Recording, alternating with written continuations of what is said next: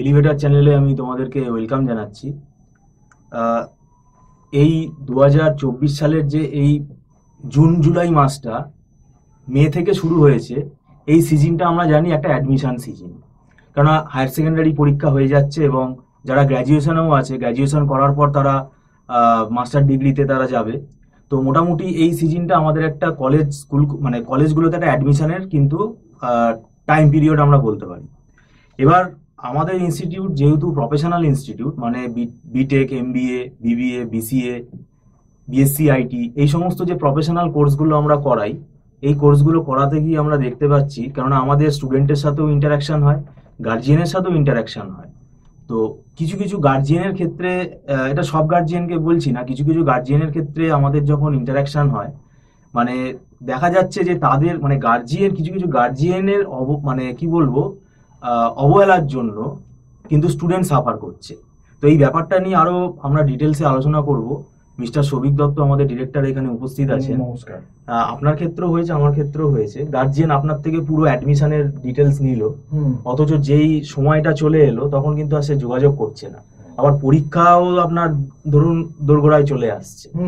তাহলে এইভাবে গার্জিয়ান, তাহলে কি হচ্ছে, গার্জিয়ানের অবহেলার জন্য স্টুডেন্ট সাফার করছে, এটা কি মনে করেন যে গার্জিয়ানের রেসপন্সিবিলিটিটা কিছু কিছু ক্ষেত্রে কি একটু দেখুন, একটা কথাই আছে, অতি চালাকের গলায় দড়ি। গার্জেন নিজেকে অতি চালাক, অনেক সবাইকে বলছি না, অনেক গার্জেন নিজেদেরকে অতি চালাক ভাবেন। তারা ভাবছেন যে আমি যেহেতু একটি কলেজে বিসিএ হোক বা বিবিএ হোক, একটা প্রাইভেট কলেজে এমবিএ বিবিএ যে কোর্সেই হোক না কেন, BTech, MBA, BBA, BCA, MCA, মানে এই রেসপেক্টিভ ফিল্ডে তার হয়তো অভিজ্ঞতা নেই।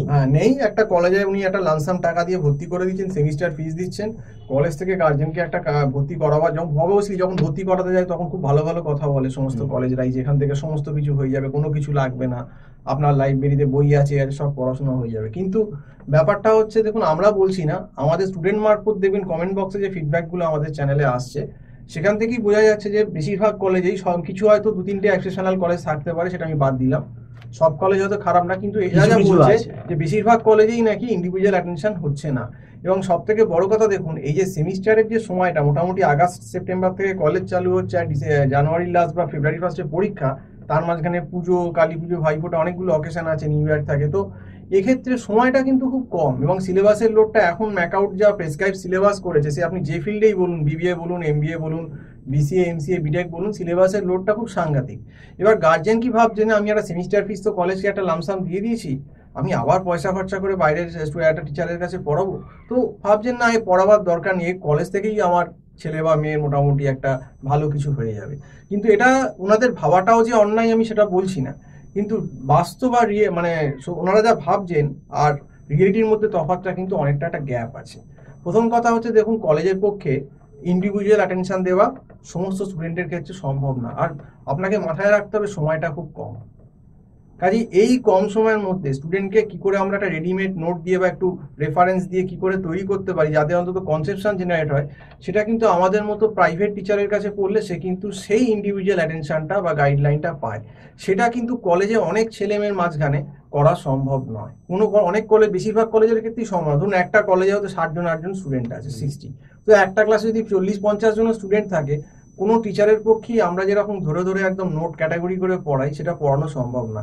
আবার অনেক জায়গায় অনেক স্টুডেন্ট বলছে কোনো জায়গায় ভালো ফ্যাকাল্টি নেই, নলেজেবল ফ্যাকাল্টি নেই, ভালো লাইব্রেরি নেই, এরকম কমপ্লেন প্রচুর পাচ্ছি। তো সেক্ষেত্রে গার্জেনরা কতটা ওয়াকিবহল জানি না, এবং গার্জেনরা কি করে, কিন্তু অথচ দেখবেন এই গার্জেনদেরই কিন্তু যখন 8, 9, 10 অব্দি স্কুলে পড়ে ভালো ভালো, তখনও কিন্তু সে রেগুলার টিউশন রাখতো কোনো টিচারের কাছে, সে পড়ছে ফিজিক্স, কেমিস্ট্রি, ম্যাথ। এবং 11-12 এর পর দেখবেন গার্জেনদের একটা মাইন্ড সেট আপ চেঞ্জ হয়ে যায়, যে যেহেতু কলেজে চলে যাচ্ছে প্রফেশনাল কোর্সে, আর আমার টিচার রাখার দরকার নেই, আমি যেমন 9, 10, 11, 12 রাখতাম। তো আপনার এমবিএতে কিছু মানে আর্টসের স্টুডেন্টের তো ফোন এসছে, মানে তাদের গার্জিয়ানরা ম্যাথস আছে, স্ট্যাটিস্টিক্স আছে, জানেই না, আর জেনেও সেও অ্যাভয়েড করছে, ভাবছে হয়ে যাবে, কি বলছেন, হ্যাঁ ভাবতে পারেন, তাদের হয়তো আইডিয়া নেই, হয়তো ভাবছেন যে আমরা মিথ্যে কথা বলছি, কিন্তু সত্যি এমবিএ তে স্ট্যাটিস্টিক্স, ইকোনমিক্স এবং অ্যাকাউন্টসের জানেই না।